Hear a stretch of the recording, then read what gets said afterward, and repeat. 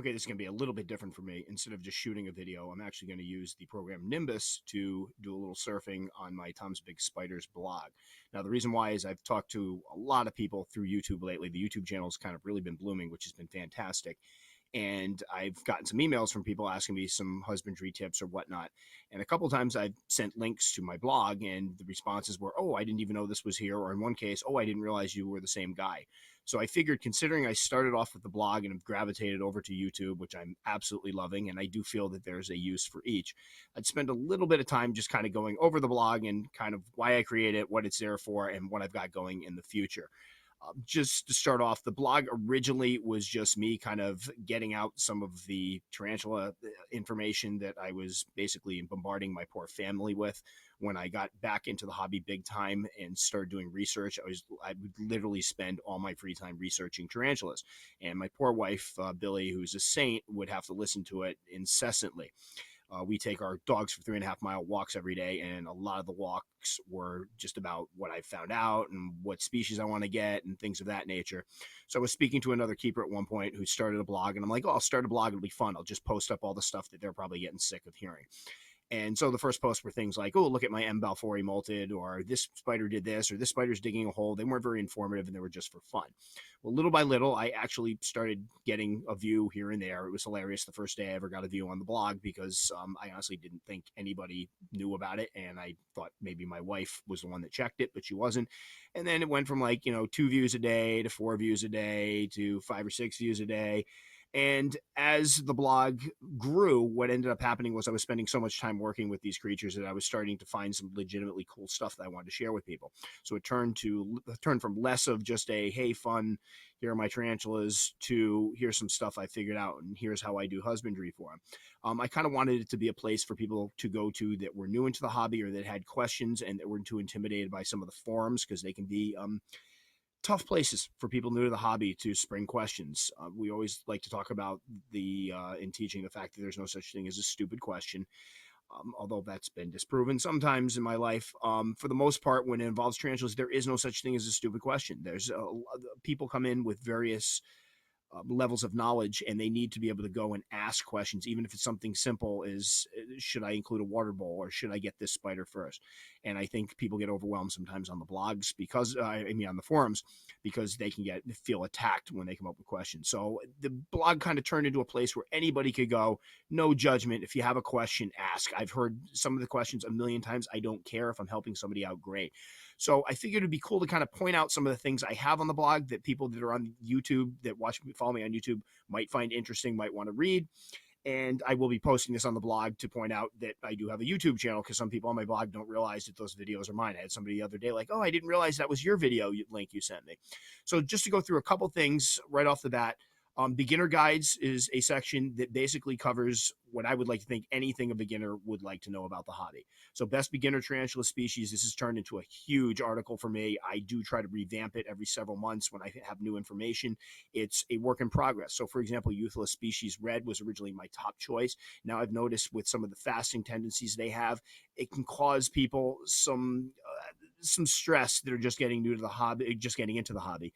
They also serve as very tiny slings, which can freak people out. So I've had some people went, "Yeah, I finally got my Euthyllus species red. I can't see it." So I've moved that one down. I've added some species to it, and I have a couple species I will be adding to it coming up. So I do try to, just to throw this out there, the blog, I do try to keep things very updated, and I'm constantly revamping and adding new notes to older articles. Pre-molten molting, I told the story before how I came home, or I got up one morning for work and found my G. porteri. This was about a year or so after I got her, on her back. Thought she had died. Was going to go bury her, but I said, I'll wait till after work. Came home, and there were two G. porteris there, which of course there weren't two G. porteris. She had molted, and one was her molt. But that's something that still I get a lot of questions about molting, so I try to cover it all here. I will be tweaking that one out. Should you handle? Big question for people getting into the hobby. I'm not going to wade into that here because that could go on forever, but some things to think about before you handle your spiders, or if you think you have to handle your spiders to be a legitimate hobbyist. That's actually not the case. Tarantula enclosures, this will be getting a big update soon because I've cycled in some new types of enclosures that I really like. Substrate, a lot of people use cocoa fiber. That's great, but there are other things out there, and I've done a lot of mixing to get the qualities I like. So just some of my notes on that. Safely ordering tarantulas online has been a big one. I live in Connecticut where they can't sell them. So basically, I had to order all of mine online. And although I grew up on a farm and my dad would occasionally get, freight in with animals, like chickens was a big one, that's not something I was used to doing, ordering animals online. When I was into herps, I would buy them all from shows in person. So just some things to think about before you order online, because I know some people are a little nervous about that.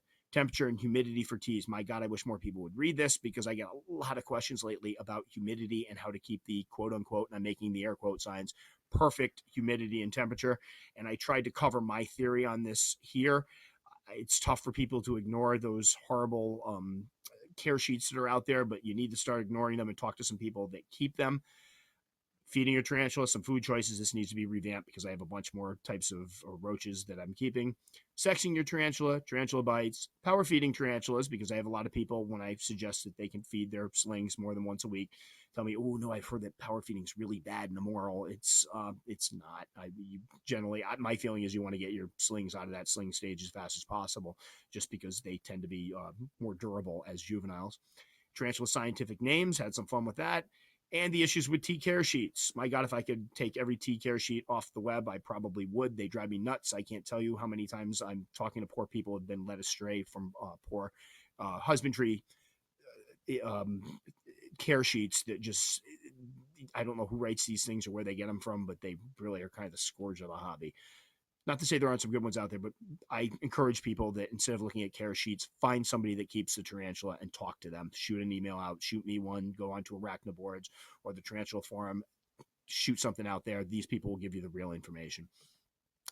One of the things that I had somebody ask me why I don't just migrate the whole thing over to YouTube. I don't like quite frankly, I don't want to stare at my face talking. There's some things that would just be me a talking head the entire time. So I think they're better adapted to a writing situation where I can do an article. One of them is my tarantula controversies, which I basically take some of the big hot topics that if you mention on a message board, they tend to blow up. So for example, should tarantulas be handled? Go on Arachnoboard's post, should my tarantula be handled? Watch it explode. The other one I did recently was OBTs as a beginner tea. Big one. This one never ceases to amaze me how many times this gets brought up on one of the message boards, particularly Arachnoboards is pretty rough for this one, and people get totally demolished. I have views on these tarantula controversy topics, but my goal is to present both sides as evenly as possible. Then I give my view at the end, which quite frankly changes sometimes. I mean, as I get more information and talk to more people, I know I was dead set against handling tarantulas before, and I've been swayed kind of more toward it can be done in certain situations. It's still wishy-washy for me. I don't think they get much out of it, but again, just read the article if you're interested. I'm going to be doing some more tarantula controversies coming up. One of them is the water dish thing, which probably the only reason I haven't written it is I feel like it's going to be kind of one-sided, but it did come up on YouTube and I posted about it and kind of ranted about it. Another one I'm planning on now, and it's turning into kind of a monster article, is buying tarantulas from pet stores and the theories on that and some of the issues with that and their, in some cases, very poor husbandry. So something to look forward to for anybody that's following the blog. Also, one of the things I'm looking to do is some interviews with some of the dealers I've worked with. I buy a lot of tarantulas. I've gotten to know some of these people fairly well, and they're interesting stories behind them. And, how they do their business, why they got into the business, how they got into the hobby, what their favorite species are, fun stuff like that. So I will be looking hopefully to post up an interview with starting off Jamie from Jamie's Tarantulas, and hopefully Tanya from Fear Not Tarantulas, both two people I've worked with. Tanya, I just discovered recently, has been absolutely amazing. So try to get some people, their direction to buy tarantulas, because they're great and really good for people that are new to the hobby or people that have been in the hobby for a while to buy from and kind of find out a little bit about them. And then one last thing I want to go over is species husbandry notes. This I just completely revamped. It was originally just a list with links, but what I tried to do is color code some of the species for green for beginner, yellow for intermediate, orange for advanced, and red for expert. Now, I'm not going to get into huge debates over which ones go into which category. These are based on my opinions and my experiences. So it's not meant to be something that people go nuts about, like, hey, why did you put T. Sturmey in advance? I have no problem with them. That may be the case. And there were some in here that, quite frankly, I think are much easier than others think. Or, so for example, the GBB was a tough one to place because I kind of thought that was a beginner T, but some people have a hard time with them. So where do you put them? So they're color coded just to give people kind of an idea of what type of spider they're getting and what husbandry and behavior levels they'll be dealing with. I implore anybody, and I've said this from day one, if you find something on my site, that's great. I try to keep my stuff updated, but always head out and about, do a search online, and talk to other people and find out what they're doing. There's not one way to do this. There are some kind of things that people believe are true and that work really well, and you don't want to buck the system too much, but there are also some room for interpretation as to how to keep these guys. So always do your homework. So as we scroll down, the A. Calcuttas, excuse me, Fonopelma schmidti, which is now part of Calcuttas. Thanks, guys.